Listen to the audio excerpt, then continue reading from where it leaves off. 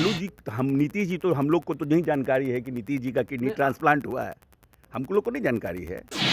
तो नीतीश जी का तबीयत किसका खराब है तो दुनिया जानता है ना। कौन सिंगापुर में एडमिट रहे, कौन अस्पताल में रहे। जो खुदे अस्पताल में रह के किडनी ट्रांसप्लांट करा के आए हैं वो कह रहे हैं दूसरा को कि वो बीमार है। बोलिए, ये भी कितना हास्यास्पद बात है। हिंदू होने का उनका सर्टिफिकेट बिहार में कौन बांट रहा है? लालू यादव। वो अब कौन हिंदू है, कौन मुस्लिम है, कोई सिख है, ईसाई है। अब माननीय लालू जी को यही काम बच गया है। मैं मानता हूं कि नरेंद्र मोदी के बारे में ये कहना कि उनके लिए तू तराक करना, ये कहाँ से जायज़ है? किस तरह की भाषा बोली है? देश के प्रधानमंत्री को ये कहा जाता है? नमस्कार, मेरा नाम आलोक है। आप लाइव स्ट्रीम देख रहे हैं। आजकल जेडीयू के नेताओं के घर के बाहर आप जाएंगे तो आपको बेहतरीन पोस्टर देखने को मिलेंगे। रोजगार यानी कि नीतीश कुमार। हम बिहार सरकार के पूर्व मंत्री अशोक चौधरी के घर पे हैं, जेडीयू के वरिष्ठ नेता हैं। कैबिनेट एक्सपेंशन भी होना है, लेकिन आपके घर के बाहर हम पोस्टर्स देख रहे थे। अभी मैं आया हूँ तो देखा था रोजगार मतलब नीतीश कुमार। तो नीतीश सरकार ने ही रोजगार दिया है। इसमें 18 साल में बिहार में अगर कुछ हुआ है तो उसका क्रेडिट आप किसको दीजिएगा? Who will take the credit? अगर कुछ होता है उसका डिस्क्रेडिट नीतीश जी को मिलता है, तो कुछ अच्छा हुआ तो उसका क्रेडिट किसको जाएगा? उसका क्रेडिट नीतीश जी को जाएगा। और हम तो बेजाप्ता हमने जनता से कमिटमेंट करके नहीं ये काम किया है। ऐसा तो है नहीं कि हम गुपचुप कर रहे हैं, किसी के दबाव में हमने कर रहा है। हम तो 2020 के जो 7 निश्चय 2 घोषणा पत्र पार्टी ने जारी किया, उस घोषणा पत्र में माननीय नेता ने कहा कि हम 10 लाख रोजगार और 10 लाख नौकरी देने का काम करेंगे। और 15 अगस्त को गांधी मैदान से स्वतंत्रता दिवस के उपलक्ष्य पर उन्होंने कहा कि जब पूरी तैयारी राज्य सरकार ने कर ली कि हाँ अब हम रोजगार के लिए आगे बढ़ रहे हैं, तो उन्होंने कहा कि हम और उसके लिए कितनी बैठकें हुई है, कैबिनेट में बैठकें हुई हैं, प्रेजेंटेशन हुआ है, हम उस कैबिनेट के पार्ट रहे हैं। उस समय तो तेजस्वी जी कैबिनेट हम लोग के साथ भी नहीं थे, जिसमें कि हर एक विभाग का दिखाया गया कि हाँ भाई किस किस विभाग में कितना कितना रोजगार का संभावनाएं बन सकती हैं। और उसको नीतीश जी ने और विभागों को कहा कि इसमें वो भी करिए। जिसमें हम जब भवन निर्माण विभाग में थे तो हमारे यहाँ माली की जो नौकरी निकली थी उसको उन्होंने कहा कि जेई की भी बहाली शुरू करिए, जो मेंटेनेंस पॉलिसी है उसको आप चेंज कीजिए, उसको डिपार्टमेंटल कराइए, जिसमें कि रोजगार और क्रिएट होगा। आप 17 साल की बात कर रहे हैं अशोक चौधरी जी। पूरे बिहार में हवा तो ये बनाई जा रही है कि 17 महीने में वो आए, यानी कि तेजस्वी यादव आए तभी युवाओं को रोजगार मिला। तो पहले कहाँ मिल रहा था? नहीं, देखिए पहले कहाँ मिल रहा था, ये तो परसेप्शन बनाने की कोशिश होती है ना। हर एक पॉलिटिकल पार्टी अपने तरह से लोगों के बीच जा कर के अपनी बात को कहना चाहता है और प्रभावित करना चाहता है। तो वो तो एक भ्रम पैदा करने का प्रयास कर रहे हैं ना। 17 महीने में रोजगार कैसे हो सकता है? आपको वैकेंसीज़ को क्रिएट करना है, डिपार्टमेंट वाइज वैकेंसीज क्रिएट होते हैं, उसके बाद रोस्टर क्लियर होता है, उसके बाद वैकेंसीज जाती है बीपीएससी में, सबऑर्डिनेट सर्विस कमीशन में, उसके बाद फिर बहालियाँ निकाली जाती है। इस सब प्रोसेस में ही 17 महीना से ऊपर का काम है। तो कैसे 17 महीने में बहाली होती? ये तो बहाली का प्रोसेस पहले से शुरू हो चुका था। क्योंकि अब मान लीजिए कि आज हमने बहुत सा काम किया, आज भी आप एडवर्टीजमेंट देखेंगे लोकार्पण हो रहा है, प्रधानमंत्री भी आ रहे हैं, नहीं, आज मुख्यमंत्री का भी भवन निर्माण से लोकार्पण हो रहा है। ठीक है, बहुत सी योजना है। हमारे यहाँ स्टेट गेस्ट हाउस बना है बोधगया में, पटना में बृहद आश्रम गृह बना है, बेतिया में एक हमारे यहाँ बना है, गेस्ट हाउस बना है। अब हम आज मंत्री नहीं हैं, ठीक है, उसका उद्घाटन कर रहे हैं। उस उद्घाटन में विजय चौधरी जी का नाम रहेगा, भवन निर्माण मंत्री का। अब उनकी क्या भूमिका है इसमें?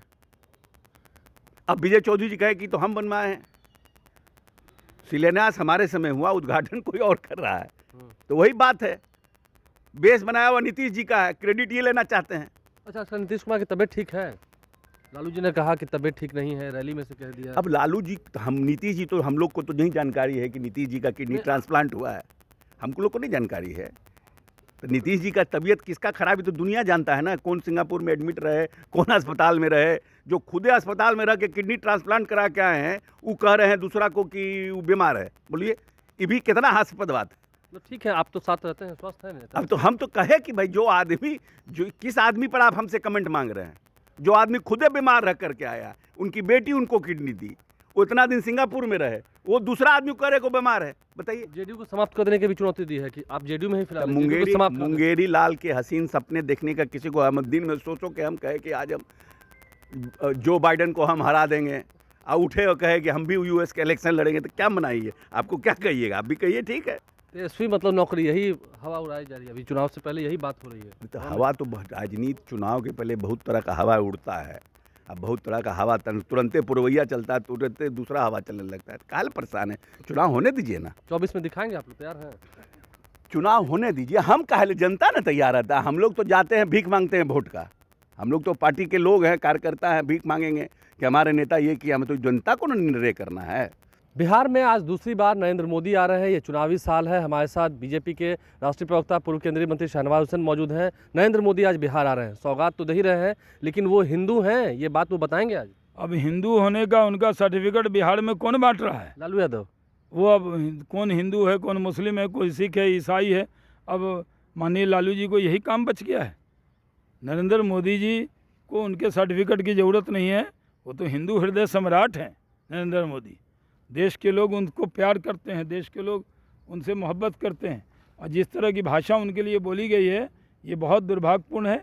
मैं मानता हूँ कि नरेंद्र मोदी के बारे में ये कहना कि उनके लिए तू तराक करना, ये कहाँ से जायज़ है? किस तरह की भाषा बोली है? देश के प्रधानमंत्री को ये कहा जाता है? हम लोग भी लालू जी का नाम सम्मान से लेते हैं। अरे हमारे नेता का आप इस तरह अपमान करके देश के प्रधानमंत्री का अपमान करना चाहते हैं?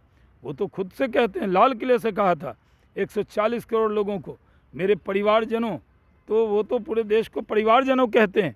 आज बिहार की सरजमी पे आ रहे हैं। पटना के गांधी मैदान से ज़्यादा भीड़ बेतिया में जमा हो चुकी है।